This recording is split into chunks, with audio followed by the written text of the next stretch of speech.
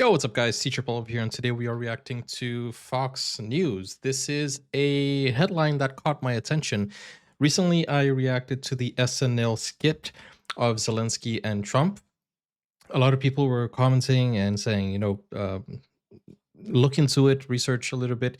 And yeah, I didn't really want to do reactions on politics, but this headline really caught my attention. So we're going to watch it and see what's it all about. Don't forget to like, subscribe, and if you want to request a video, go over to Buy Me a Coffee. Link is in the description. And yeah, let's go straight into it. This is Zelensky is ready to sign the minerals deal after Oval Office blowup. Let's see what this is all about. And let's start right here where we left things on Friday. Ukrainian President Zelensky now says, hey, I'm ready to sign that minerals deal with the United States. This despite his heated confrontation, I'm sure you saw it, with President Trump and Vice President Vance in the Oval Office on Friday afternoon. Madeline Rivera is live in Washington with the latest for us. Hey, Maddie. Hi, guys. Good morning. Yeah, despite that spat with President Trump at the Oval Office on Friday, Ukrainian President Volodymyr Zelensky says he remains confident that he thinks his relationship with the United States and with President Trump can be repaired. And like you said, Steve, he is still confident and optimistic that they can reach a minerals deal with the United States. He still wants security guarantees, though, but Trump administration officials say security guarantees are contingent on a peace deal, and they don't even know if peace is possible at this point. That's why they say they're trying to get Russian President Vladimir Putin to the negotiating table. I mean, it's all politics. Of course, they still. The sequencing, and of course, they're still in good terms. Come on, it's all politics. President Zelensky has thrown off the sequencing. And Margaret, let me tell you the most tragic part of this. The President Trump's idea for this economic arrangement was to further intertwine the American people and Ukrainian people and show no daylight. Treasury Secretary Scott Bessent says a minerals deal is currently off the table. To get it back on track, some Republicans and U.S. officials say a major reset is necessary, and they argue that task falls on Zelensky. What I don't understand is why didn't they continue the conversation, continue the meeting off camera? It feels like he was kicked out of the White House. That's how it felt like, and that's how the media is spinning it also. Because he could have, they could have done it behind closed doors, right? I don't know. It just feels like that. That's what happened. Something has to change. Either he needs to come to his senses and come back to the table in gratitude, or someone else needs to lead the country to do that. I mean, it's up to the Ukrainians to figure that out. That word European gratitude has been thrown a lot too. After holding a summit with other European leaders in London over the weekend, UK Prime Minister Keir Starmer announced the outlines of a plan to end the war. The Associated Press reports the proposal would keep aid flowing to Ukraine and continue to arm them from any future Russian invasion. Starmer reportedly says the UK is ready to put boots on the ground and planes in the air, but the plan would still need U.S. support. Yeah, but what they left out is he also said something which a lot of people might not think is the case, but he said, we agree with Trump that there must be a long-lasting peace, right? So, yeah, they left that out. But when I saw that, I was like, what? I thought the UK was gonna, I don't know. I thought the UK was gonna be very strict on Trump, but he actually used the words, we agree with Trump, at least on the video I saw. Europe must do the heavy lifting. But to support peace in our continent and to succeed, this effort must have strong US backing. Yeah, but just before French that, he said Emmanuel Macron spoke to another French outlet where he suggested that a limited month-long truce may be possible in Ukraine, and he said troops could be deployed at a later stage. Lauren, Steve, Ryan, and Amy. I was shocked to see him say he agrees with Trump. When he left Washington on Friday, he said, I was not ready to sign that deal. 48 hours later, I'm ready to sign that deal, right? Yeah. Yeah, I mean, you can give him the benefit of hindsight and, talk to his specialists and stuff like that, right? we saw documents of this deal on Friday. Our Jackie Heinrich sent it out, but they were not signed. Of course, that means nothing was completely agreed to. But look, obviously, Ukrainian President Volodymyr Zelenskyy, he was told reportedly by some of his advisors about how to approach the president here. And clearly, he did not follow that suggested approach. Now he says he's ready to sign the minerals deal. We will see if that is going to be happening at all. Thanks, Maddie. Isn't Fox notoriously known for being anti-Trump or something like that? At least from what we see, abroad. But yeah, what do you guys think? Which side are you on? I don't think there is a side. We all want peace, right? But who do you think is in the wrong? If there is anybody in the wrong, I just feel like Trump could have been, a little bit more. What's the name here? Cordial with the visit and stuff. He was going to sign the deal if they got through the press conference. That's all he had to do was get through the press conference. The whole thing was Don't done. take the bait. It wasn't going to be. He wouldn't have shown up. He wasn't going to sign the deal. So that was a done deal. So as Jack Keane brought up, who might be his biggest supporter in terms of who he blames in Mark Thiessen's column today.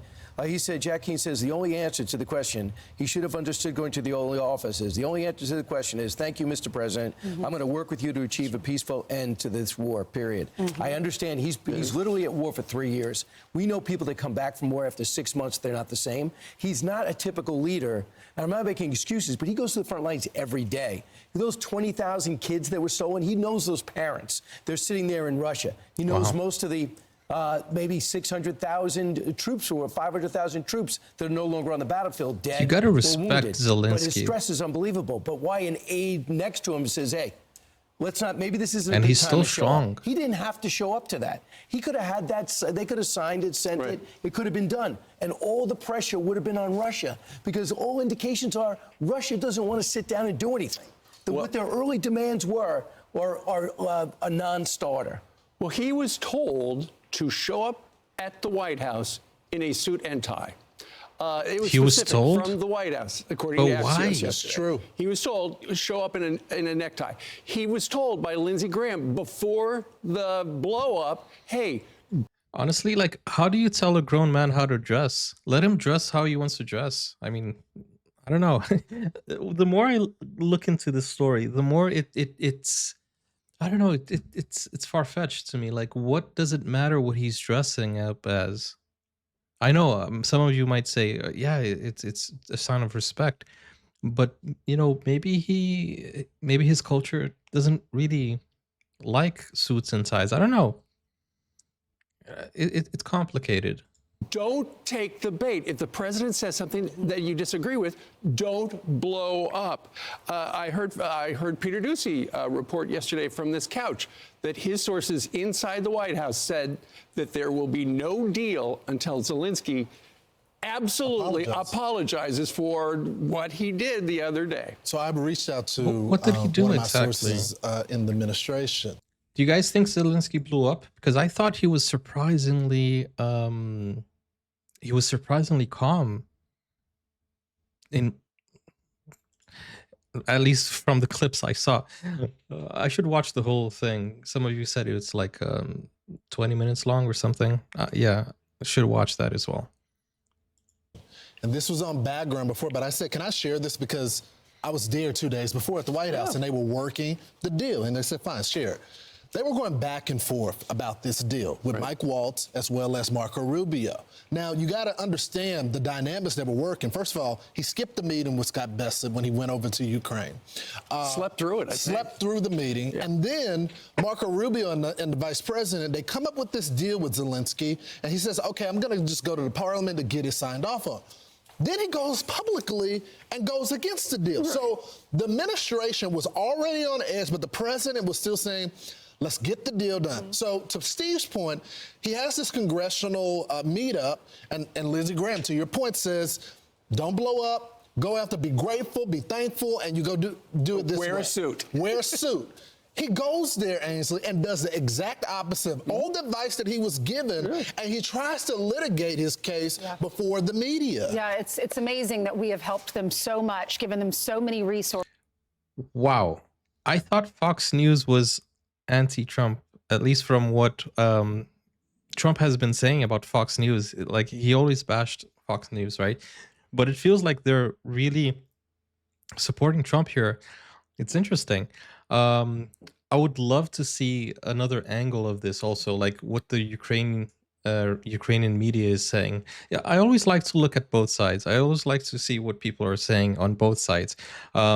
Granted, I don't have a lot of time to, to dig deep into a lot of issues. That's why I normally do it online while we're here, and just try to get as much information as I can. And the fact that this channel is like first time reacting to stuff, it's crazy because a lot of people think that I have a formed opinion or a conclusion when I'm watching. It's actually to show my reactions to it. I'm still learning about the situation.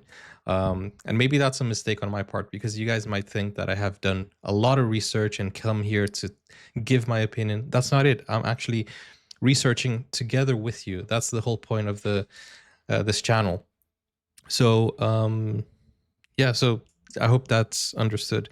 And everything I ask here, these are questions. It's more of you helping me understand the whole situation. So let me know in the comments, because I normally read the comments. And obviously I'm going to continue researching and looking. I just like to add that to my workflow as well, so that we can do it together. So much money, so much equipment, and that is the way he was treating our president and J.D. Vance in the Oval Office. He wants war. He's saying he told the BBC he's still willing to have a constructive dialogue with the United States. He said, That's a crazy statement. He wants war. That's a crazy statement. He wants war. Dang. Want the Ukrainian position to be heard. We want our partners to remember who the aggressor is in this war. Here is Secretary Marco Rubio. This has really blown up why crazy. anyone thinks that trying to be a peacemaker is a bad thing. It's only a bad thing when it's Donald Trump trying to do it. I would ask everybody this. If there are no negotiations, what is the alternative? Another 4 years of war, another 3 years of war, in which the United States and Europe continues to pour billions of dollars into a war in Ukraine? Is that the alternative? I've asked every foreign minister I meet with, tell me your idea of how this turns out. Most don't have a plan. A few have said, well, let's give them another year of fighting. A year from now, a year later, after another year of death, another year of destruction, then maybe Putin will be ready to negotiate at that point. No one here is... Well, right now, Europe has already poured a few more billions. What is the resolution then? Like, what do you guys think? Let me know in the comments. Because are you suggesting that Zelensky surrenders? Because that's not like a partner thing to do, right? But also, nobody wants to see more death and destruction to Ukraine. It's a very complicated situation. That's why I don't like to throw my 2 cents in, if that's the expression, because I have a lot of people from Ukraine that I know, and I prefer listening to what they have to say rather than me having to say something, because I'm not going through what they're going through. And yeah, and I have a lot of people from Ukraine here as well. And obviously, United States has been helping Ukraine a lot, and I know it's a very tough situation to discuss, because a lot of people think that the US would be better off investing the money into their own country, which is exactly what I think Trump has been saying. If only like we could have just peace, right? But the thing is, other leaders don't want peace, right? We see the invasion of Ukraine. That should have never happened, in my opinion. But anyways, it's a long discussion, which I don't want to go into right now. Claiming Vladimir Putin is going to get the Nobel Peace Prize this year, or that he should be the man of the year of the Humanitarian Association. What we're arguing here is he has a very large country. They're in full war footing. They're cranking out weapons now at a war footing pace, and we need to figure out, is there a way to get them to stop the war? And the only way you're going to do that is to get Russians engaged in negotiations.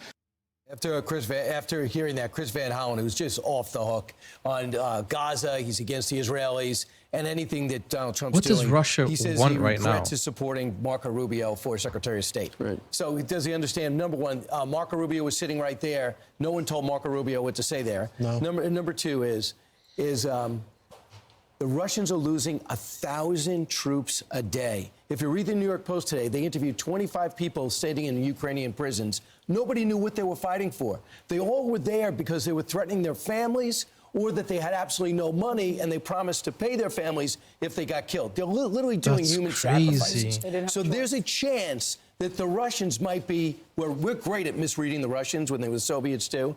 There's a chance that they might be hollowed out and might be ready. And let's just put the ball in their court. Everyone in Ukraine, just sign this deal, put it in the Russians' court. Yeah. And if they are going to insist on elections, more land, not returning the children, and knocking a million-man force to 85,000, everyone will know they're not sincere. Yeah, but Zelensky doesn't want to do it. And I think that's the problem right now. He's showboating. He went over to the EU and tried to get all of their support in the sense of to put pressure on the president. Right. And then you got the PM. Okay, but Zelensky represents his people. What does Ukraine want? Are they, because from what I've seen, they're behind him, right? He has like 57% approval. But anyways, let's go. Pressure on the president. Right. And then you got the PM as well as the ambassador, the UK ambassador to the United States say, okay, we're going to be there with you, but we still need the United States. And so I think there's a major miscalculation from Zelensky's part. He still wants to fight this war. It's unwinnable. More people will die as a result of it. And the president's saying, like he said in the Oval, I want you to be more on our side. The president said, I can't get a negotiation. I have to be in the middle. But I'm signing a minerals deal with you. That is your strategic support, but that's not enough for Zelensky right now. That's right. Netanyahu has to deal with his right wing.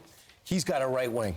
And there's a right wing of Zelensky that says you better not agree to stop fighting. They invaded us. They killed our families. They're destroying our infrastructure. We're doing damage. Well, so he can't just, he is not a dictator. And it's still, he is still dealing with a democracy and a parliament. It's still unclear, though, if Vladimir Putin will agree to a deal. Oh, That's my point. Well, here's the thing. Yesterday, the foreign minister of Russia, Lavrov, said that he saluted Donald Trump's common sense on the issue, even though they don't align on everything. And also, the foreign minister spokesperson said that what happened in the Oval Office was a miracle of restraint, they said, the Russians did, that Donald Trump and J.D. Vance did not punch Zelensky in the nose, essentially, will he address because this of tomorrow all night? that. Oh my goodness, man. When did we stop being civil? Like, come on, politicians, they should be, they're the people who negotiate. They shouldn't resort to punching and violence and stuff like that. But anyways, that didn't happen, but it was a heated discussion anyways. I don't know where this deal is going to go. Feels like what they're saying is Zelensky is ready to sign the minerals deal, and then it goes to Putin and see if he does that. Could this possibly be the end of the war? Is this deal does it work for Ukraine, or is it just one-sided? I don't know. Let me know in the comments. I'm reading some of the comments here as well. That you didn't care until yesterday. It's time for the US to walk. Okay, some people are talking about walk on and embrace Mother Russia. What? Wrong. The EU has given Ukraine more money than the US did. From a few graphs that I've seen, I don't think that's true. Maybe combined, maybe. Frankly, President Zelensky any better now than Friday? Is he any better now than Friday? I don't know. Forget it. Trump threw the bomb out.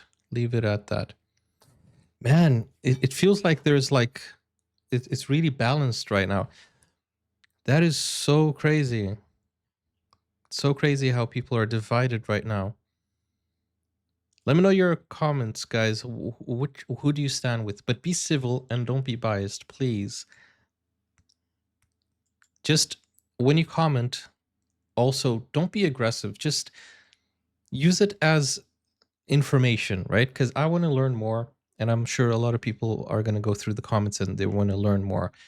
And if somebody like corrects you or tells you to fact check, then yeah, just calmly reply and just use sources and you know.